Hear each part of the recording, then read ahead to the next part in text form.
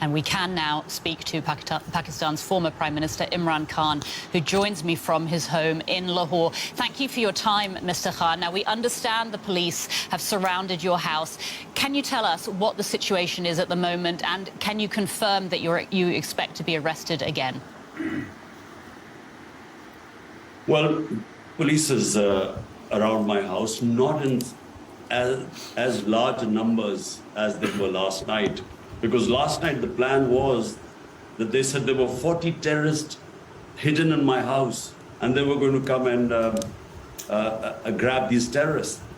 So therefore, the whole area was surrounded by police. But what I did was I asked all the journalists beforehand, I said, come over to my house and see where the terrorists are. So that diffused the situation because clearly there were no terrorists. So that's when the police could not take action. But the answer to your question, do I expect to be rearrested? Yes. It could happen any time because even though I'm on bail on everything now, the police can't arrest me on any charges because the courts have given me bail. But unfortunately, right now, the law of the jungle is prevailing. Might is right. 7,500 of my workers have been arrested. All my senior leadership has been arrested. So, what will happen, I don't know, but I expect to be rearrested. Mr. Khan, the Pakistani government says that you are sheltering some of your supporters who are accused of attacking the army. So do you reject that claim? It is absolute nonsense. What happened was that when they illegally abducted me from the High Court precincts, it was all illegal, and the way they grabbed me, they beat all my lawyers, people got injured, as if I was some terrorist. And those images created this demonstrations all over Pakistan because my party is by far the biggest party, federal party in Pakistan. Now, what they did was they used these mass demonstrations that took place, they perpetuated violence, which is, I don't remember such violence. They shot dead 25 people, which we already know, but there are others which we can't know because then they started arresting 7,500 workers have been arrested. We don't know what's going on. All my leadership has been arrested. So they used that pretext to crush my party because this is the election year and my party's poll in the polls, it's 70% ratings right now. Mr. So in Khan, order to crush the party that we don't contest the elections, this is why all this is happening. Mr. Khan, you've spoken about the street protests that were sparked by your arrest last week. Will you be calling for calm among your supporters to avoid further violence, or are you encouraging people to protest? Look, the protests took place when they saw me being abducted from the precincts of the High Court by the army. That's why the protests took place. There are no protests right now.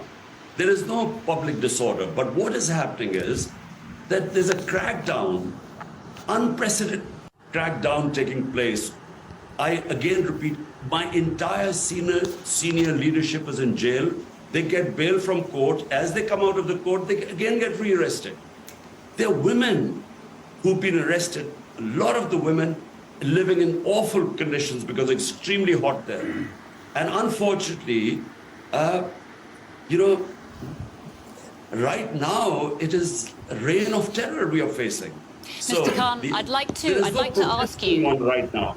I'd like to ask you, if I may, about the dozens of cases that have been brought against you in recent months, mostly on charges of corruption, but there's also terrorism, contempt of court. I'd like to hear from you, do you deny all of them? Look, there are 150 cases on me. Out of those 150 cases, 4 were when I was in jail. When I was inside the jail, there were 4 more criminal cases against me. There are 40 terrorism cases against me. 15 criminal cases in one day. Even a hardened criminal could not commit 15 crimes in a day. So there are 2 corruption cases which are being contested. So, I mean, as someone who's been known in this country for 50 years, never committed one crime, certainly in the last few months, he's had 150 cases. No one believes this. People know me in this country for 50 years. You have accused the country's military chief of being behind your last arrest, and you've also accused a senior general of being involved in a plan to kill you. These, of course, are serious accusations. Do you have evidence that supports these allegations that you've made? The senior military intelligence officer was involved in my assassination attempt. I preempted it. I warned everyone that this is going to happen. When it did happen, I was lucky to be alive. 12 people got bullet wounds, one died, and they would not let me register a case. It was my fundamental right that the suspects who were involved, I should have registered a case so they could be investigated.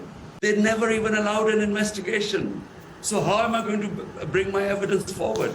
And whatever evidence was coming through a joint investigation committee, they sabotaged it. So how am I going to bring my evidence in public?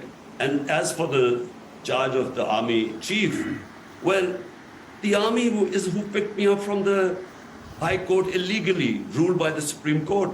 And the orders to the army comes right from the top. So one man takes the decision.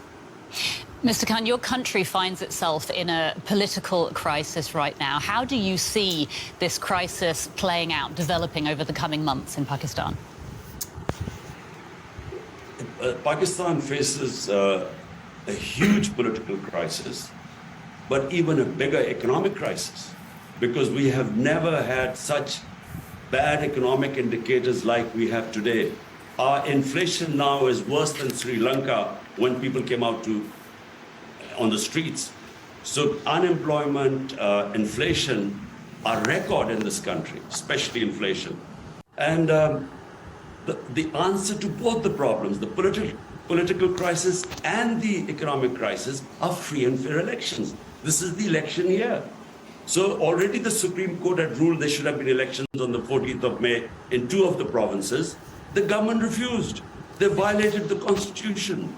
They violated the orders of the Supreme Court. So the answer to our crises are free and fair elections. Mr. Khan, thank you so much for your time. Pakistan's former Prime Minister Imran Khan. Thank you.